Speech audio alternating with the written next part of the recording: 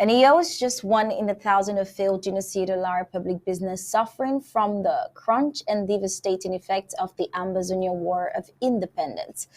This is reports reaching Undaunted that tells us that La Republique Power Supply Company NEO just released its 2022 annual report outlining the damages it has suffered in 5 years in the southern Cameroon, Amazonia, where the War of Independence rages.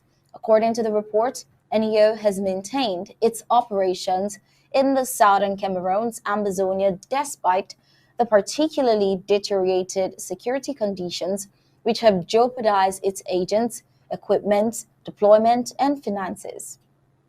A commitment to continue providing electrical service while recording losses of around 15 billion francs CFA per year, or over 75 billion francs CFA in unbilled distributed energy and unpaid billed energy over the last 5 years.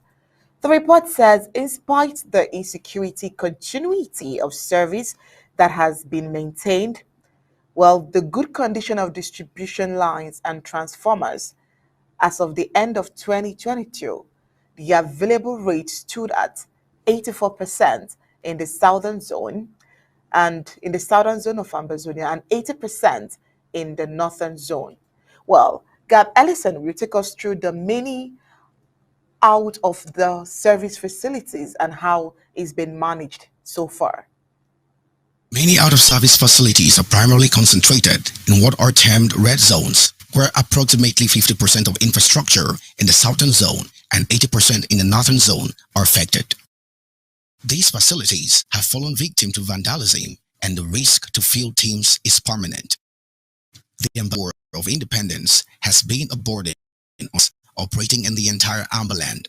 Many of them have experienced vandalism of their equipment and have had their employees abducted, subjected to violence, and even killed by the ADF and BIRU. Faced with this climate of insecurity, numerous economic operators have had to relocate their activities.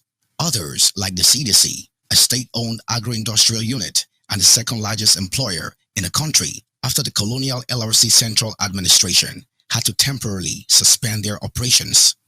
According to the genocidal Yaoundé government estimates, the war led to a national loss of 0.8 percentage points of GDP growth in 2019 and 0.3 percentage points in 2020. These growth point losses correspond to a cumulative real-loss in national GDP of 421.3 billion francs CFA between 2017 and 2020, said the colonial LRC slave boy, the minister delegate to the Minister of the Economy, Paul Tassong, while addressing the members of Parliament on November 23, 2021. He was presenting the failed Bayer's reconstruction plan for the war-torn Ambaland and Far North region. Similarly, due to this war, the value of trade between LRC and Nigeria between 2015 and 2019 decreased from 15.6 billion francs CFA to 2.9 billion francs CFA, representing an 81% decline.